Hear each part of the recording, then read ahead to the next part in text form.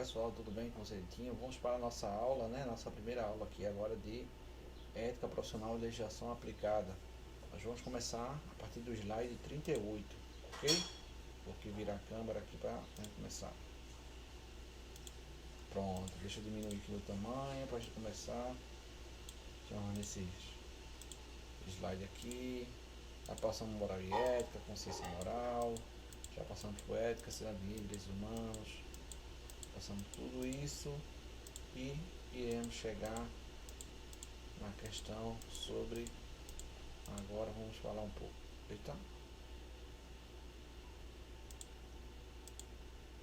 vamos passar a falar um pouco agora sobre democracia.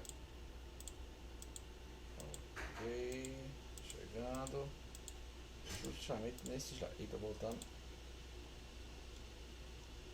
Bom, democracia, vamos lá, esse é o nosso assunto. Deixa eu só ir um pouquinho mais para cá, passei na frente do slide para não atrapalhar. Então, democracia, como vocês estão vendo aqui também, ele vem do grego demo, que significa povo, e cracia é governo, ou seja, governo do povo, né? Quando se dá o direito do povo decidir pelas suas escolhas, né? Esse termo ele foi muito utilizado porque antigamente nas civilizações antigas, né, tinha sempre o rei, um mandatário de tudo, e o poder do rei era hereditário, ele passava de pai para filho, uma sequência constante.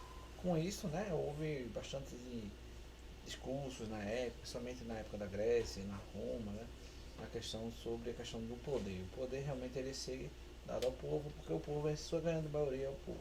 Depois veio o sistema feudal, eu não vou entrar muito na questão da história sobre isso. Mas, né, é um sistema que as pessoas de um país podem participar de uma vida política, né? É a situação do nosso país, Brasil. Existem poucos países no mundo ainda que existe um autoritarismo, que existe muitas falsas democracias, sim, bastante, mas existem poucos países que ainda utilizam o imperialismo ainda, mas com o tempo, né, a evolução da sociedade vai analisar que isso não tem realmente necessidade. Então, esta participação pode ocorrer através de eleições, né, que vai acontecer agora no próximo mês, agora em novembro, plebiscitos e referendos, né, é bastante interessante. Eu acho que o último plebiscito que eu participei foi o plebiscito do desarmamento, né, acho que foi muitos anos, acho que foi a primeira eleição, acho que eu tinha 16 anos, acredito que seja mais ou menos nessa época, que foi em 2000, 2002, 2003, não me recordo direito não. Então, na democracia, as pessoas possuem liberdade de expressão e manifestação de suas opiniões.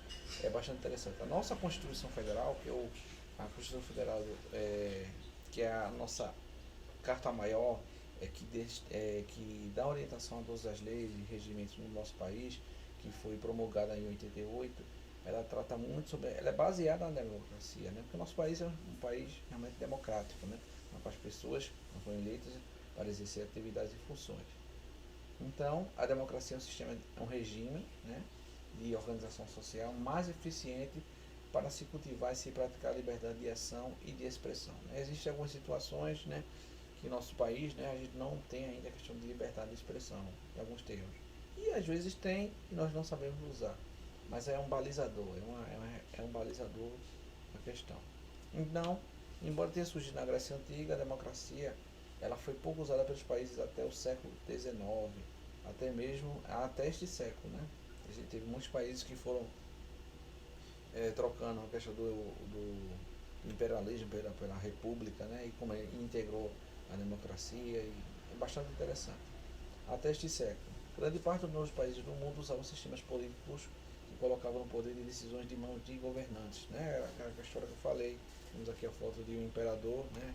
Bem vestido, com o sapatinho da moda, tudo isso aí. Então, já no século XX, a democracia passou a ser predominante no mundo, né? Houve a mudança. Aqui, acho que no golpe de 64, né? A ditadura militar de 64, até acredito que esteja o ano de 88, foi muito difundida a questão. Mas em 64 até 88, as pessoas não tinham direito de liberdade, né? Aí foram, durante vários protestos que aconteceram, chamados Direta Já, e conseguiram trazer realmente a democracia para o nosso país, e hoje nós vivemos nela. Então, o Brasil, o país que a gente vive, né, ele tem um regime democrático, né? Então tem a explicação da frase. No Brasil, as pessoas podem escolher seus representantes, vereadores, deputados, senadores, prefeitos, governantes, presidentes, através do voto nas eleições. Existe liberdade de expressão e os direitos de manifestação são garantidos pela Constituição Federal de 88. Né? Para ser decidido, o direito de greve aqui aos professores do governo do estado de Pernambuco em questão por diversas situações. E é um direito, né, constitucional permitido, na qual uma categoria pode adotar. A única categoria que é retido o direito de manifestação são os militares. Né? Isso está na Constituição Federal. Eles não podem ter associação e não podem fazer a questão de movimentos, paralisações e greves. Não pode. Pela Constituição não é permitido. É anticonstitucional. Por isso a palavra anticonstitucional. O que é anticonstitucional? É o que a Constituição não permite ou não tem na Constituição. Ok? Temos aqui algumas fotos, né, de algumas mobilizações pela liberdade. A polícia correndo atrás do rapaz, e o rapaz caiu, eu acho. Aí o outro já ia pegar aqui, né? Deixa eu botar aqui. O outro já ia pegar aqui. Negócio complicado. Amanhã vai ser o do DRI, né? Eu acho que isso aí foram as lutas estudantis, né? Referente às diretas já. Temos aqui Viva a Democracia, né? Temos aqui várias pessoas. Fora Collor, cadeia neles, né? Da CUT, né? E é muita coisa, né? No país, quando a gente fala de democracia e mistura com política, é complicado. Então, a exclusão social, pessoal, diz a respeito à impossibilidade de acesso do indivíduo nas mesmas condições de vida e desenvolvendo suas plenas potencialidades e possibilitando também aos demais de poder ter uma raiz, uma série de causas, dentre as quais o fator econômico, social, racial, de gênero ou qualquer outro sobressai sobre um fator determinado causador de exclusão, né? Hoje existem muitas políticas públicas voltadas para a questão da inclusão social, que é extremamente importante. Eu vejo o Enem é um belo exemplo de inclusão social, né, que garante a todos, de forma igualitária, o acesso a universidades públicas, né, que no Brasil a universidade é pública, nos Estados Unidos não, nos Estados Unidos é tudo pago. Então, democracia hoje é vontade da maioria, é vontade da maioria com respeito às minorias, né? Aquela questão, você tem uma votação de escolha, né? Recentemente saiu uma enquete da escola para saber o interesse sobre o ensino presencial ou sobre o ensino remoto. Então as pessoas têm o direito de escolha, de representar, mas é aquela história, é a vontade da maioria com respeito às minorias, tem que respeitar a opinião dos outros. Minorias não podem ser oprimidas pela maioria, todos têm direito. Tem a questão, tem aqui o Sindjus.org. Diferença. O direito à diferença se relevará nas diferenças individuais de crença, de gênero, de idade. Respeitar é dar espaço para estas diferenças se manifestarem e uma atitude democrática desejável. O grau de desenvolvimento da democracia pode ser medido por este respeito, né? Todo mundo tem que estar junto, todo mundo tem que estar unido, todo mundo tem que estar indiferente. A gente somos todos iguais. A diferença é, como dizem, respeitar e dar espaço para as diferenças. Respeitar a opinião, respeitar o espaço dos outros. Eu acho que a gente discutiu bastante sobre ética, sobre moral, sobre direitos humanos, né? E falar muito o que poderia ser colocado na nossa escola, tudinho. E foi bastante interessante o que foi discutido em relação a isso. Deixa eu passar para o próximo. Desigualdade social, né? Existe uma desigualdade social enorme, principalmente financeira, né? As pessoas, ricos têm muito dinheiro e pobres não têm dinheiro. E, por exemplo, é criado a partir das relações sociais. Né? Ricos têm direito à educação e saúde de qualidade, e pobres não. A sinalização das ruas é pensada apenas para quem vê. Né? A gente vê a situação, um rapaz com uma sandália de plástico e outro com um sapato italiano de couro, legítimo. Né? Temos aqui a tolerância, deixa eu voltar aqui, a tolerância, né? Isso aqui é uma representatividade, né, dos direitos das crianças, né? Uma estátua que foi lançada ao fundo do mar. Bastante interessante isso aqui. Equidade. Equidade é bastante interessante quando se fala de equidade. Todos são iguais em direitos. Direitos de ir e vir. É o direito que a pessoa tem de fazer suas coisas baseado na Constituição. Por exemplo, eu tenho vontade de roubar. Não. Você não pode roubar. A Constituição não permite. É um crime. É um crime, então não pode fazer isso. Seus gostos, seus desejos têm que ser balizados. Então, mas tratar os outros sem considerar suas necessidades específicas gera desigualdade. Equidade é a diferença dentro da igualdade. Sem equidade não existe a democracia, né? Tem que ter equidade, que significa equilíbrio, tem que ter um equilíbrio, né? As minorias têm que ser representadas, as maiorias que têm que ser respeitadas. Então todos têm que viver no equilíbrio. Por isso que é a democracia. Você tem que entender o espaço do outro, né? Você tem que entender se colocar às vezes no espaço do outro. Desigualdade Boaventura Souza Santos, sociólogo português, disse que temos direito a reivindicar a igualdade sempre que a diferença nos inferioriza. E temos direito a reivindicar a diferença sempre que a igualdade nos descaracteriza. Então é bastante interessante esse pensamento de sociólogo português sobre desigualdade. Então, acabar com a exclusão social e com a discriminação. As minorias significa garantir a todo o respeito aos direitos fundamentais e a eleição da dignidade humana como farol iluminador de todas as relações do seio da sociedade plural. Então, quando se fala muito da exclusão social, né, as pessoas têm que ser inseridas, né, têm que ser ouvidas, né. A gente fala muito sobre a questão racial, né, o Brasil é um país mistificado, né, essa questão de raça, de cor, nós somos um país múltiplo, né, tem a questão bastante interessante quando se fala da questão da acessibilidade a todos, né. Uma coisa é as cotas raciais. Pelas cotas raciais, meu nariz, né, que é largo, meus lábios que são grossos, eu tenho características raciais de negros. Não tem nenhum problema. Nós somos um país que foi misturado por indígenas, por negros e por portugueses, europeus em geral. E misturou. Nós somos uma miscigenação de raça. Né? E tem que garantir o respeito a todos, a igualdade a todos, a acessibilidade a todos, independente de cor, de raça, de credo, de religião, de orientação sexual, de tudo.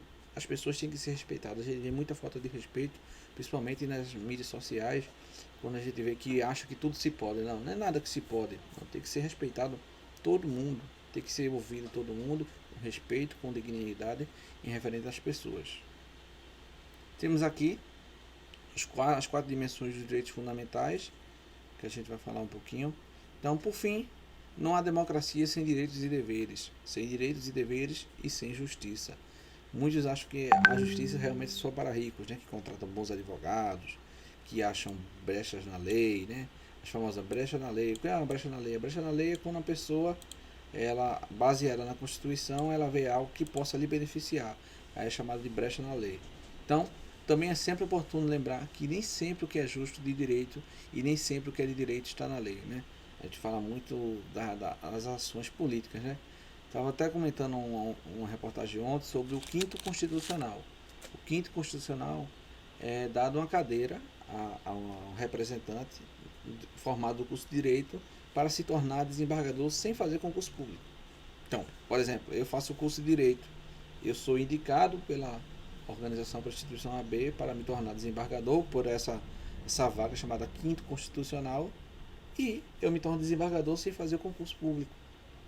Aí que está acontecendo um caso aí bastante interessante. Essa pessoa que não fez concurso público, que só tem um curso de Direito, que se tornou desembargador pela Constituição, pelo 5º Constitucional, tá para ser juiz federal, esqueci até o nome, ministro do Superior Tribunal Federal. Então é um salto muito grande, né? A gente tem que ver que existe no nosso país, né, muito, ao meu ponto de vista, existe muito mais a questão da corrupção. A corrupção existe e é algo enraizado, é algo dentro desse sistema político que a gente vive. E se a gente não resolver esse problema, pessoal, vai atrapalhar muitas gerações futuras. Por isso que o Brasil não vai para frente. Ele sempre é puxado pela má qualidade de vereadores, pela má qualidade de prefeitos, pela má qualidade de deputados, senadores, governadores, presidentes em geral. Então estamos realmente numa situação bastante complicada, na minha opinião. Então, eu vou finalizar aqui, justamente o slide, deixa eu só confirmar aqui, no slide 54, nós começamos no slide, 38 e paramos no slide 54. Desde já, agradeço a participação de todos, agradeço fielmente todos assistirem a aula. Qualquer dúvida, comente aqui no YouTube que eu irei responder assim que possível. Ok, pessoal? Eu estou tentando realmente trazer umas boas aulas para vocês no decorrer. Muito obrigado. Até mais.